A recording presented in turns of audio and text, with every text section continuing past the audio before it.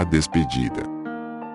O caminho que vai da alta tensão psicológica dos últimos dias no campo de concentração, o caminho de volta dessa guerra de nervos para a paz da alma, não é, de forma alguma, livre de empecilhos. Está enganado quem acreditar que o recém-liberto do campo de concentração dispensa qualquer assistência anímica. Em primeiro lugar, é preciso considerar que uma pessoa que esteve sob a incrível tensão psicológica de um campo de concentração por tempo prolongado, mesmo após a libertação, naturalmente está ameaçada por certos perigos psicológicos, justamente por causa da descompressão repentina.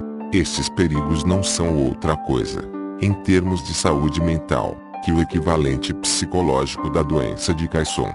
Assim como o trabalhador submerso corre perigo de ordem fisiológica caso abandonar repentinamente a câmara de mergulho, onde ele se encontra sob enorme pressão atmosférica, da mesma forma a pessoa subitamente aliviada de enorme pressão anímica poderá ser prejudicada em sua saúde espiritual e mental.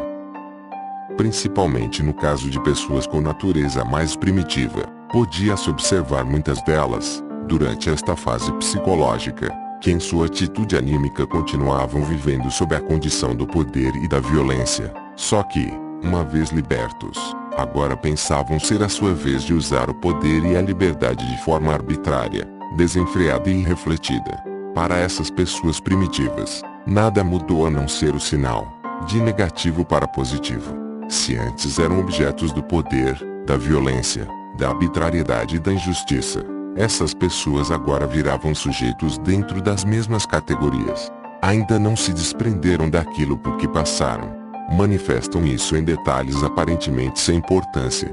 Por exemplo, uma companheira e eu caminhamos reto, cruzando os campos em direção à prisão da qual há pouco fomos libertados. De repente nos vemos diante de uma lavoura recém-germinando.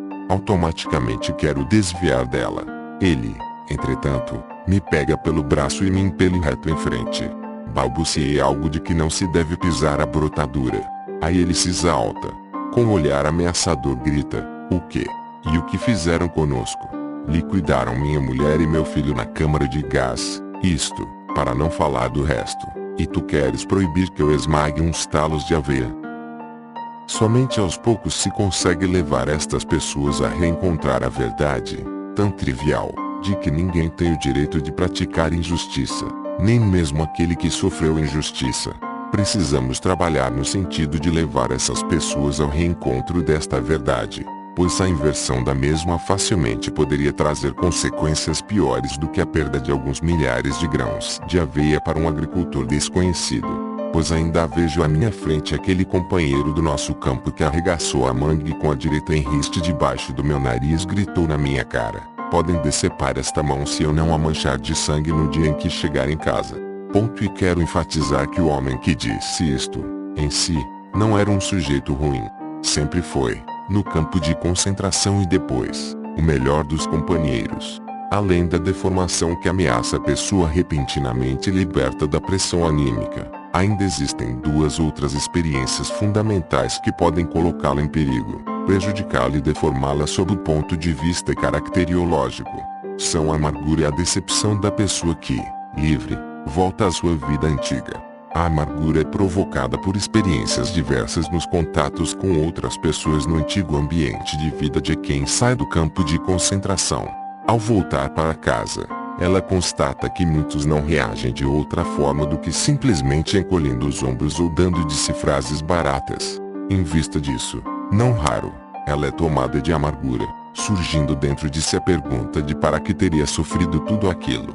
Não ouvindo outra coisa a não ser as costumeiras evasivas, nós não sabíamos de nada, ou nós também sofremos. Ela fica se perguntando se isto é realmente tudo que os outros lhe conseguem dizer. Algo diferente é a experiência fundamental da decepção. Neste caso não se trata da revolta interior contra a superficialidade e inércia do coração da outra pessoa que faz a gente querer sumir desse mundo para não precisar ver nem ouvir mais nada.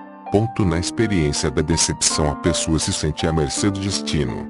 Durante anos a fio a pessoa acreditou ter chegado ao ponto mais baixo possível do sofrimento, mas constata agora que de alguma forma o sofrimento não tem fundo. que aparentemente não existe o ponto baixo absoluto, e as coisas podem piorar cada vez mais, descer cada vez mais.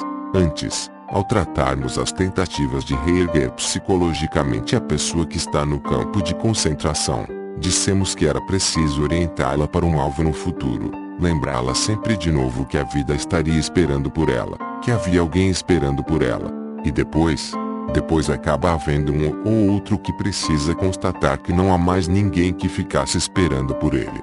Ponto. Aí daquele para quem não existe mais a razão das suas forças no campo de concentração, o ente querido. Aí daquele que experimenta na realidade aquele momento que sonhou 1000 vezes, e o momento vem diferente, completamente diferente do que fora imaginado. A pessoa pega o bonde, vai até aquela casa que por anos a fio imaginava em chegar diante de si e aperta a campainha, bem assim como tanto desejara em seus 1000 sonhos. Ponto. Mas quem abre a porta não é a pessoa que deveria abri-la, ela jamais voltará a lhe abrir a porta. Ponto. Todos no campo de concentração sabíamos e dizíamos um ao outro, não há felicidade sobre a terra capaz de compensar nosso sofrimento. Não esperávamos felicidade. Não era isso que nos sustentava e conferia um sentido ao nosso sofrimento, ao nosso sacrifício e ao nosso morrer. E, contudo, não estávamos preparados para a infelicidade. Esta desilusão, que esperava grande parte dos prisioneiros, foi, para muitos deles, uma experiência difícil de superar em termos de psicoterapia, e era difícil mesmo para um psicoterapeuta enfrentá-lo no tratamento do paciente. Esta observação, no entanto, não deveria desanimar o psicoterapeuta. Ao contrário, a dificuldade deve resultar em estímulo, pois constitui desafio e tarefa. De uma forma ou de outra, para cada um dos libertos chegará o dia em que, contemplando em retrospecto a experiência do campo de concentração, terá uma estranha sensação. Ele mesmo não conseguirá mais entender como foi capaz de suportar tudo aquilo que lhe foi exigido no campo de concentração. E se houve um dia em sua vida em que a liberdade lhe parecia um lindo sonho, virá também o dia em que toda a experiência sofrida no campo de concentração lhe parecerá um mero pesadelo. Essa experiência do libertado, porém, é coroada pelo maravilhoso sentimento de que nada mais precisa temer neste mundo depois de tudo que sofreu, a não ser seu Deus.